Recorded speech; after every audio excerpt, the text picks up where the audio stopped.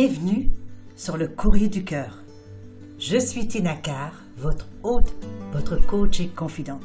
Le Courrier du Cœur, c'est votre podcast pour mieux comprendre les relations interpersonnelles, les dynamiques amoureuses et les rapports entre hommes et femmes. Je parle ici de tout, sans tabou. C'est parti.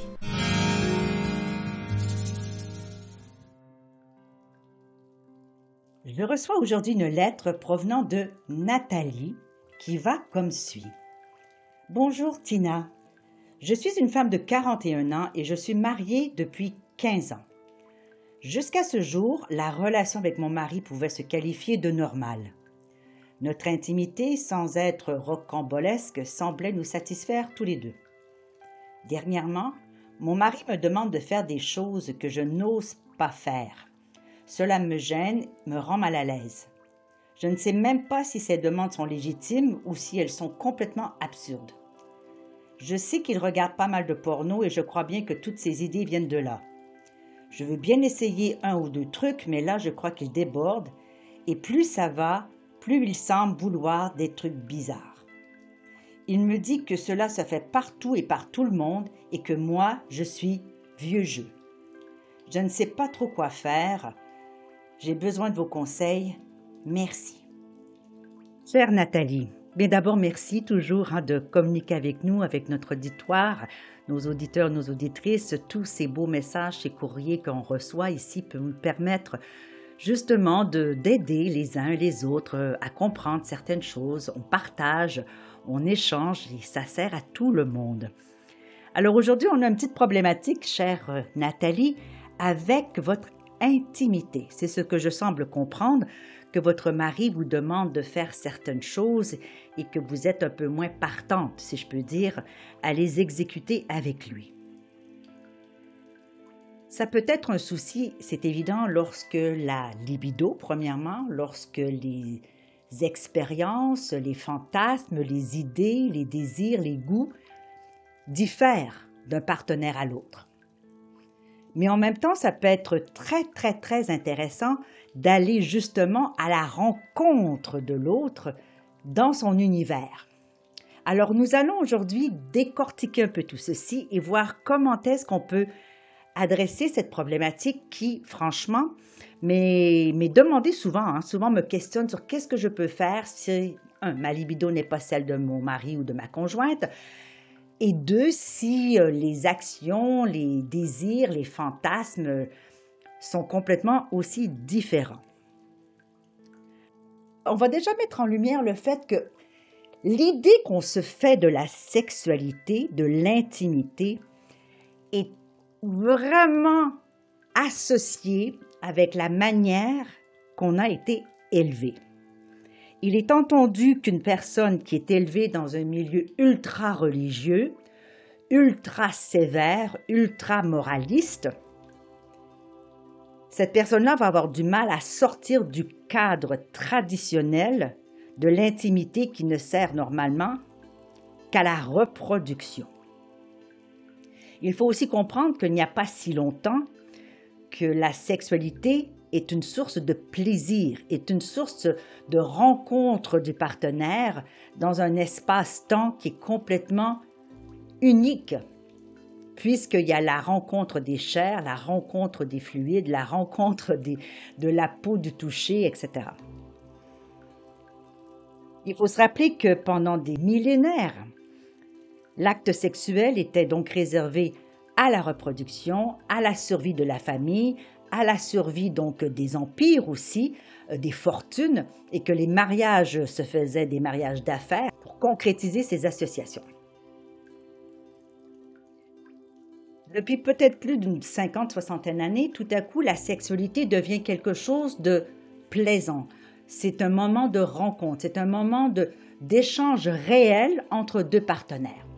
Ceci s'est bien évidemment accéléré avec la venue de la contraception et avec la libération des femmes, le féminisme, etc. Aujourd'hui, les femmes revendiquent leur plaisir, revendiquent leurs fantasmes, revendiquent leur folie au lit, tout comme les hommes d'ailleurs l'ont exercé depuis toujours. Alors là, quand la femme s'installe dans cette dynamique d'exploration, souvent, le plus souvent, l'homme va être tout à fait partant parce qu'au départ, on peut imaginer que l'homme a peut-être moins de tabous, moins de difficultés à dissocier l'amour du sexe. Si je reprends un peu un concept de la psychologie masculine et de la façon dont on est construit finalement, la différence entre les hommes et les femmes est assez extraordinaire. C'est-à-dire qu'un homme va avoir beaucoup plus de facilité, encore à ce jour, même si ça tente à changer, mais l'homme va avoir encore beaucoup plus de facilité à dissocier les relations sexuelles, même avec sa partenaire de toujours. Il va être capable de dissocier la relation sexuelle avec la relation affective, la relation amoureuse. La femme, quant à elle, va prendre plutôt l'érotisme comme quelque chose de supplémentaire à la relation. Va prendre la sexualité comme un ajout à la relation et non pas quelque chose de totalement séparé. Il y en a qui pensent encore que dans la relation intime, dans la relation de couple, dans la relation sexuelle, l'important, c'est de pouvoir joindre justement cette affectivité avec l'action de la sexualité. Comme s'il fallait s'aimer réellement pour pouvoir avoir une relation intime et en retirer du plaisir mutuel.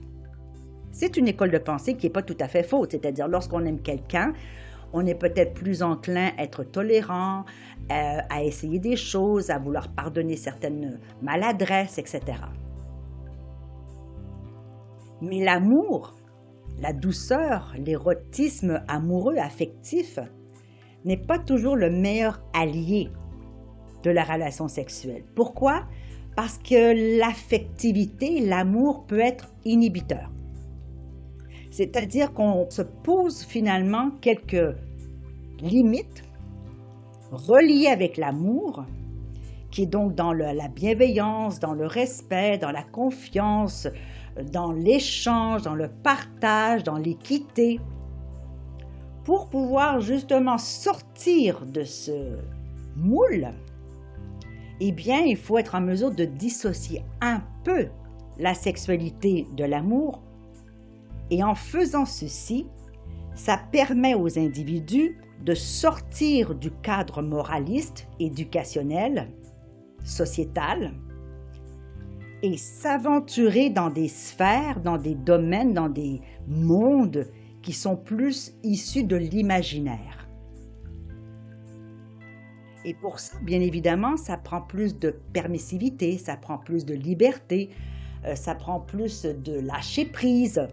Et surtout, il faut savoir éviter tout jugement. Alors, comment est-ce qu'on fait?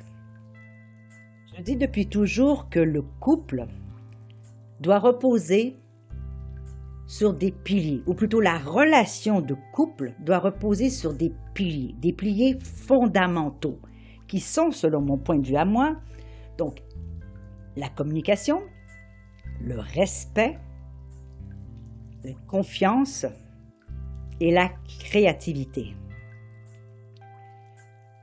Lorsque la confiance s'installe dans le couple, il est plus facile d'explorer les univers des uns et des autres parce que la peur ne s'installe pas. Il faut quand même comprendre que dans le monde féminin, la femme a besoin de sécurité.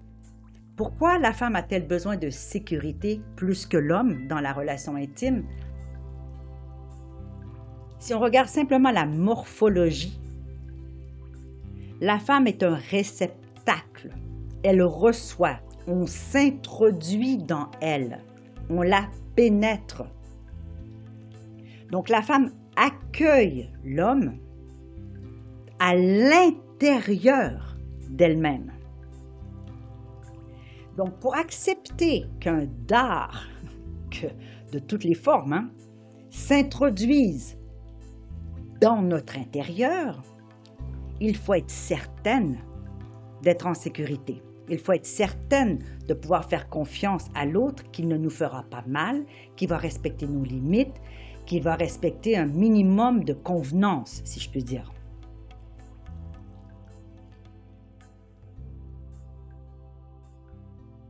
C'est pour cette raison que les femmes ont souvent un peu plus de besoins en temps et en préliminaire afin justement d'entrer dans le monde érotique, de décrocher de son monde extérieur, de lâcher la lessive, les courses, les enfants, etc., pour rentrer dans son intérieur à elle et aller libérer son corps, son âme, son esprit, sa morale, pour accueillir justement ce que l'homme peut lui offrir. En contrepartie, l'homme dissocie très très facilement le sexe de l'amour, ce qui lui permet de pouvoir demander à sa partenaire à peu près n'importe quoi. Parce que pour lui, le fait d'aimer quelqu'un en dehors du lit, c'est formidable. La confiance, la sécurité, voilà, il installe tout ça chez le couple. Mais à l'intérieur de la relation sexuelle, puisque ça a été donné à l'extérieur, il assume tout simplement qu'il a transporté ça avec lui dans la relation intime. Et là, c'est là que les erreurs que se produisent chez les hommes, c'est-à-dire de ne pas prendre le temps de mettre la partenaire en confiance, de l'amener vers des explorations qui dépassent peut-être éventuellement ses limites, mais toujours dans la bienveillance, dans la sécurité et dans la confiance en l'autre. C'est-à-dire, je veux t'amener, ma chérie, vers ce fantasme, dans ce monde imaginaire que j'ai créé pour moi, pour nous. Je sais que cela ne sera pas nécessairement facile pour toi, mais je vais t'y amener petit à petit, selon ton rythme, selon l'espace que tu y laisses, pour qu'on puisse tranquillement ensemble découvrir ce qu'on peut développer comme nouveauté dans notre relation intime. Les hommes vont prendre souvent le rôle du mâle dominant dans la relation. Ils sont beaucoup plus actifs que les femmes en règle générale. Donc, ils vont conduire la relation sexuelle un peu comme ils l'entendent. Donc, si l'homme introduit des choses différentes sans en avertir sa partenaire et qu'il l'emmène dans des sphères complètement farfelues, il n'est pas garanti qu'elle suive automatiquement. Surtout si les fantasmes sont d'ordre, je dirais, un peu ce que les psychologues appellent déviants.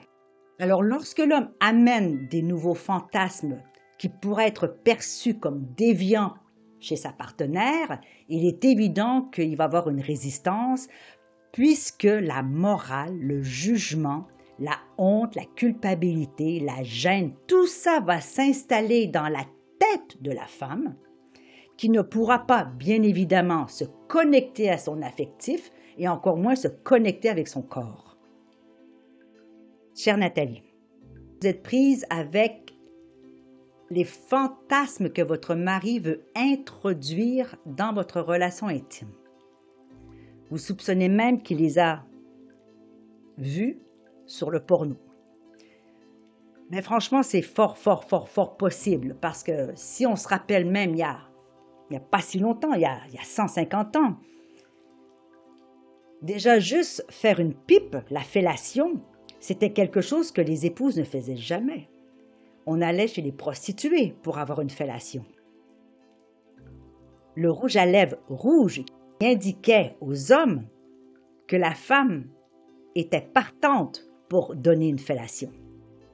Alors les temps ont bien changé. J'imagine que les sites pornographiques ont fait des recensements de fantasmes et ont embarqué tout ce qui était possible d'imaginer. Et maintenant, puisque c'est disponible le grand public, monsieur, madame, tout le monde, se sentent quelquefois obligés de se conforter à ces nouveaux fantasmes et de les amener dans la chambre à coucher, qu'ils le désirent ou non. Et voilà l'erreur. Voilà l'erreur. C'est pas parce que des fantasmes nouvellement découverts, soit dans l'imaginaire, soit dans la pratique avec d'autres, ou soit en regardant du porno, c'est pas parce que ces nouveaux fantasmes-là sont nouvellement disponibles hors de toute moralité et jugement social qu'il est nécessaire de les vivre. Dans tout ceci, le plus important, c'est que les partenaires soient consentants. Alors, consentant, ça veut dire beaucoup de choses aussi. Ça ne veut pas dire, OK, d'accord, je me laisse faire, j'endure, j'avale, je refoule et puis je vais aller pleurer dans la salle de bain après. C'est pas ça, être consentant. Consentant, c'est peut-être mettre des paramètres avant la relation intime et de discuter hors du lit ce qui vous convient et ce qui ne vous convient pas. Alors ici, moi, j'aime bien avec mes couples en cabinet, leur proposer un tableau à 3 colonnes. La colonne 1, c'est quelque chose que je ne veux jamais faire. C'est réglé, il n'y en a pas question. La colonne 2, c'est la colonne de « je veux faire » dans tous les cas. Et la colonne 3, quelque chose que je pourrais éventuellement essayer.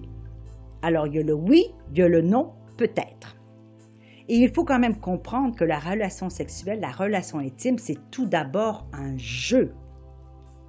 Alors, il est entendu lorsque on introduit un fantasme, il faut que ça demeure dans l'ordre du jeu. C'est-à-dire que nous mettons dans l'idée que ce que nous allons faire ensemble n'est pas la réalité. C'est un fantasme, c'est un jeu. Alors, quelquefois, nous n'avons pas nécessairement besoin de le vivre tel quel. Mais dans l'intimité, on peut peut-être simplement chuchoter les images de ce fantasme-là et ça peut être tout aussi excitant. Parce que certains fantasmes demeureront toujours au niveau de l'imaginaire. Il y a certains fantasmes qu'une femme ou un homme ne voudront jamais vivre. Mais lorsqu'on l'introduit simplement au niveau de la parole, de l'imaginaire, de la pensée, eh bien, ça peut être totalement satisfaisant. Pour l'instant, chère Nathalie, votre mari veut introduire dans votre relation intime des choses que vous ne trouvez pas tout à fait à votre goût. Ça serait intéressant de décortiquer ces fantasmes-là et de voir quelle partie du fantasme proposé peut vous convenir. Quel est le premier petit pas de souris que vous pouvez prendre dans cette direction pour aller à la rencontre de votre mari dans son univers érotique sans briser quelque chose en vous? Parce que l'idée n'est pas de vous obliger à faire quelque chose que ne voulez pas faire. Parce que la petite graine de doute, d'inconfort, de malaise finit par grandir. Et cette petite graine-là finit par fermer le cœur des femmes, fermer même le corps des femmes jusqu'à ce qu'elles ne veuillent plus faire l'amour. Donc, il est vraiment important que chaque pas que vous faites dans la relation intime, dans les fantasmes de l'un et de l'autre, que chacun soit d'accord de mener l'expérience ensemble. Il est entendu que si quelqu'un utilise l'autre comme un objet sexuel, eh bien, ce n'est pas intéressant pour la nana, c'est bien évident. Donc, l'idée, c'est vraiment de voir comment est-ce qu'on peut introduire un fantasme doucement, tranquillement, pour que l'autre puisse embarquer volontairement, avec plaisir et délectation. Si toutefois, les fantasmes de votre mari sont complètement farfelus, quelque chose de complètement inimaginable, inacceptable pour vous, il est entendu que là, il va falloir avoir une sacrée discussion avec votre mari pour lui dire, écoute-moi mon chéri, je ne peux pas ça. Voici pour telle ou telle ou telle ou telle raison. Il arrive parfois, chère Nathalie, qu'il faut mettre des barrières, c'est entendu. Vous ne pouvez pas dépasser vos limites morales de jugement, de honte, de culpabilité, etc., etc., etc., simplement pour faire plaisir à votre partenaire. Il faut qu'il y ait de votre part une réelle volonté d'avancer avec lui. Mais pour ça, vous devez lui indiquer de quelle manière est-ce que vous êtes prête à accepter la mise en route de ce fantasme-là, l'exécution de ce fantasme-là et l'aboutissement de ce fantasme-là. Lorsqu'on se met dans la peau d'un personnage, c'est parfois plus facile. Un peu comme quand on était enfant, on jouait aux cow-boys et aux Indiens, on jouait à Batman et Robin, on jouait au docteur et à l'infirmière. Eh bien, ces mêmes jeux-là peuvent être transportés dans la chambre à coucher.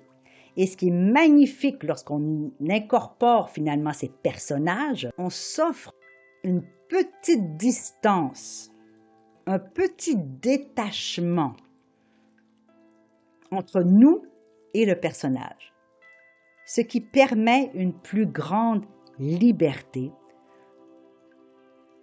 Et puisque l'autre, votre partenaire, vous regarde un petit peu détaché, bien, ça lui donne lui aussi une liberté de dire « je n'ai pas à m'inquiéter.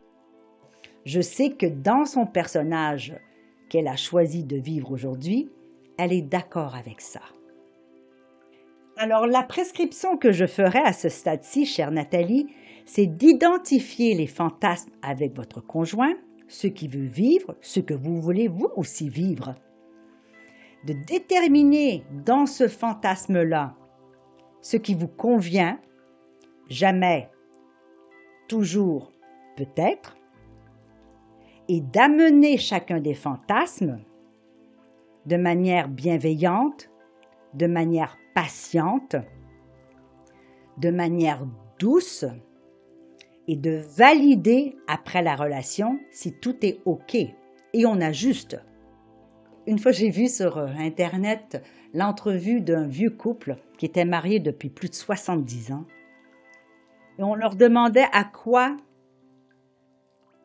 correspondait finalement leur succès relationnel.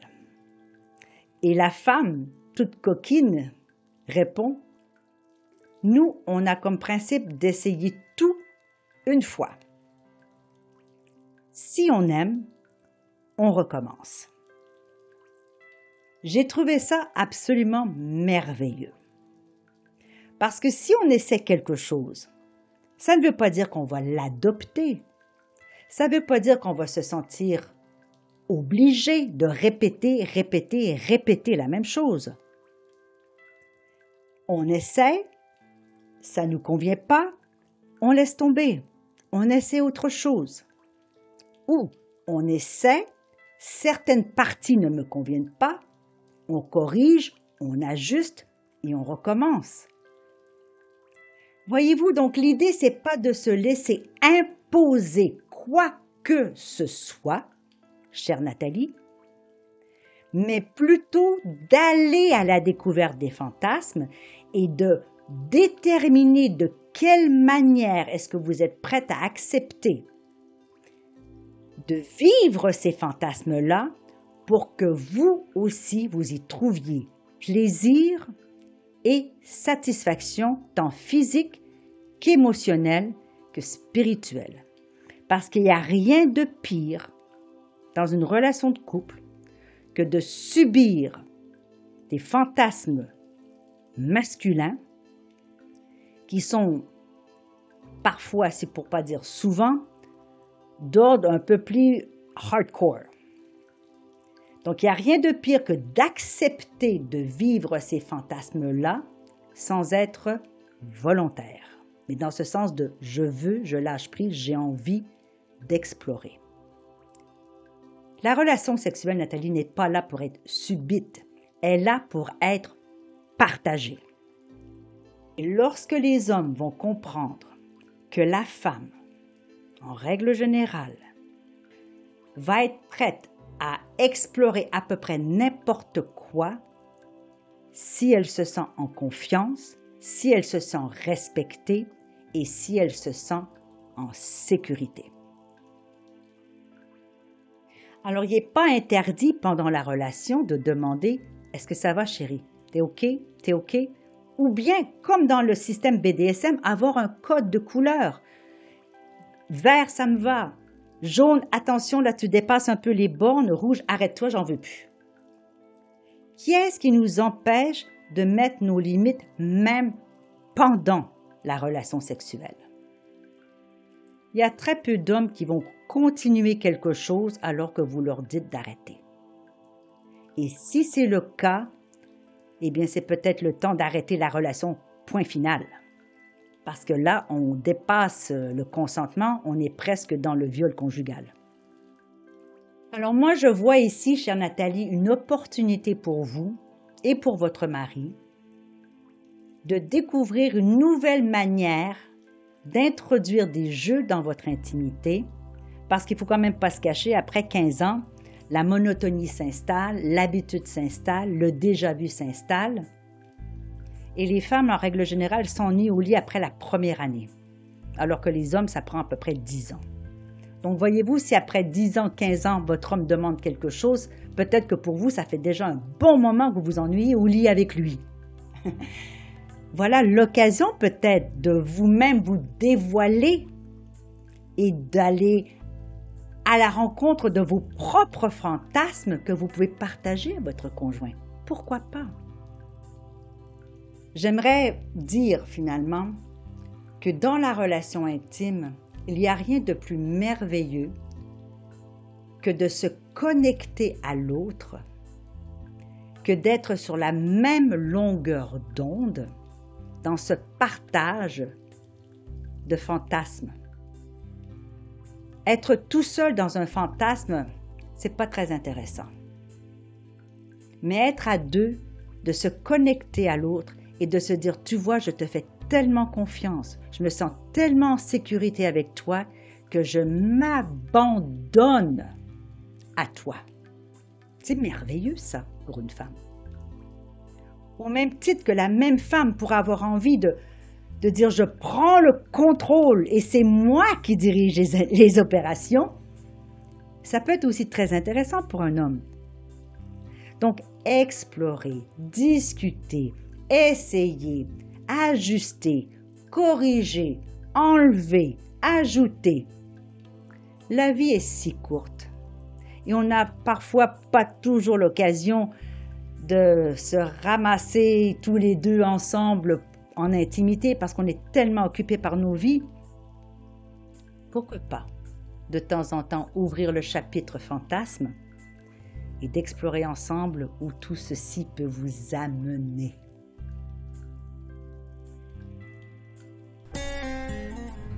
Nous voilà à la fin de cet épisode du Courrier du Cœur. Merci d'avoir été là et d'avoir partagé ce moment avec moi. J'espère que vous y avez trouvé de la valeur. Si vous ne l'avez pas déjà fait, eh bien, je vous invite à vous abonner à ce podcast afin de manquer aucun épisode. Et vous pourriez, par la même occasion, si le cœur vous en dit, écrire un commentaire ou laisser une appréciation avec quelques étoiles. Alors, je vous retrouve dans un prochain épisode du Courrier du Cœur. Mon nom est Tina Carr, je suis votre hôte, votre coach et votre confident. À bientôt.